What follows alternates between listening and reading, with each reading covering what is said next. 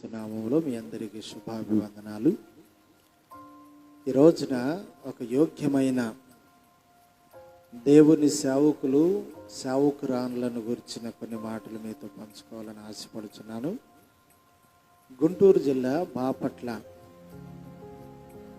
పక్కనే దరివాద క్రొత్తపాలెం అనే గ్రామం ఉంది. అలాగే బాపట్లకు మరొక దిక్కున ప్యార్లి అనే గ్రామం ఉంది. దరివాద కొరతపాలెం అనే గ్రామంలో దారా ప్రేమయ్య, ప్యార్లి అనే గ్రామంలో మరి కాంతమ్మ అనబడిన ఇద్దరు వ్యక్తులు ఉన్నారు.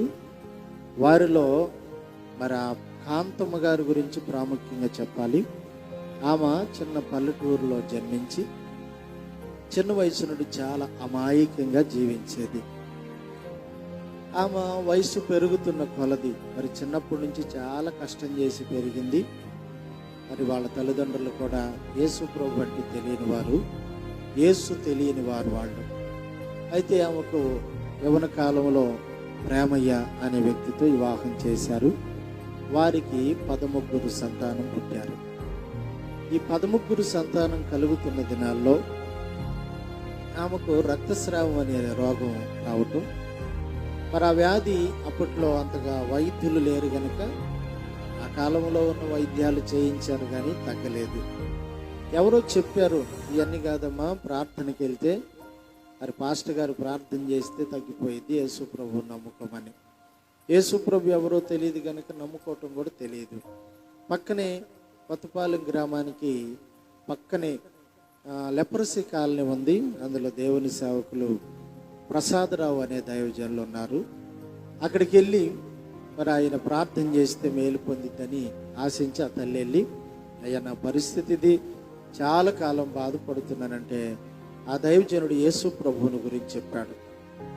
యేసునందు విశ్వాసం ఉంచింది. ఆ దైవజనుడు ప్రార్థన చేశాడు. ఏమో ప్రార్థన చేసుకుంది. కొన్ని రోజులకు దేవుడు ఆ రోగము నుండి సంపూర్ణ స్వస్థతనిచ్చాడు.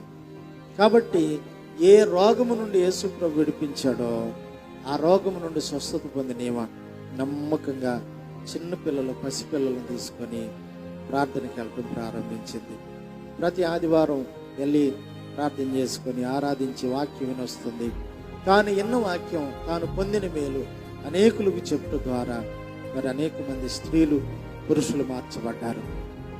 మరి దరివాద కొత్తపాలెం అనే గ్రామంలో భయంకరమైన విగ్రహారాధన, వారి మధ్యలో నాయనమ్మ సేవ ప్రారంభించింది. భర్త మారలేదు. ఆయన డ్రామా కంపెనీలు, తిరుగుడు, తాగుడు, అన్ని రకాలుగా ఆయన లోకములో ఉన్నాడు గనక ప్రార్థన అంటే యేసు ప్రభు అంటే నచ్చదు గనక మరి ఆమెను వ్యతిరేకించేవాడు. కానీ ఆ రోజున ఆమె చేసిన ప్రార్థన బట్టి ఒక రోజు తాతయ్యని దేవుడు దర్శించాడు. ఆయన కూడా మారు మనసు పొందాడు. వారిద్దరూ దేవుని పిలుపుని అందుకొని దేవుని చిత్తాన్ని గ్రహించి వారున్న సొంత గ్రామంలోని సేవ ప్రారంభిస్తే వేల మంది ప్రజలను ప్రభు కొరకు రక్షించారు. అనేక మంది యేసు వైపు తిరిగారు. అక్కడ మందిరం కట్టబడింది. స్వస్థత కార్యాలెన్నో, రక్షణ కార్యాలెన్నో. ఆయన అడుగుపెట్టిన ప్రతి స్థలములో ఎంతో మంది కుటుంబాలు విడుదల పొంది కట్టబడి దీవించబడ్డారు. ఆయన సేవలో అనేక మంది మరి తరపేది పొంది సేవ చేస్తున్నారు. ఆయన కుమారులు సేవకులయ్యారు. మరి కడసారి వాడిగా మరి ఆయన రెండవ కుమారుడిని నేను, నా పేరు దారా యేసుదాసు. ఆయన చేసిన ప్రార్థన, నాయనమ్మ ప్రార్థన, తాతయ్య ప్రార్థన, వాళ్ళు మేము చిన్న వయసులో ఉండగా ఎన్నో మార్లు యేసు ప్రభువుని గురించి చెప్పారు కనుక వారు చెప్పిన మాటలు, వారు చూపిన మాదిరి మేము కూడా ప్రభువును తెలుసుకోవటానికి మరి దోహదపడింది. ఒక రోజున ప్రభు నన్ను కూడా దర్శిస్తే నేను కూడా ప్రభు మార్గానికి వచ్చాను. ప్రభు సేవ చేయమని చెప్పాడు.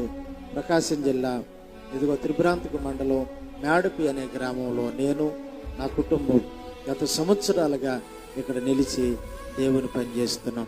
మా కుటుంబం అంతం వరకు మా తాతయ్య, నాయనమ్మ ఎలాగో మాదిరికరంగా ప్రభు కొరకు బ్రతికారు, అలాగూ మేము కూడా బ్రతకాలని మా కొరకు ప్రార్థించండి. దేవుడు మిమ్మల్ని దీవించును గాక.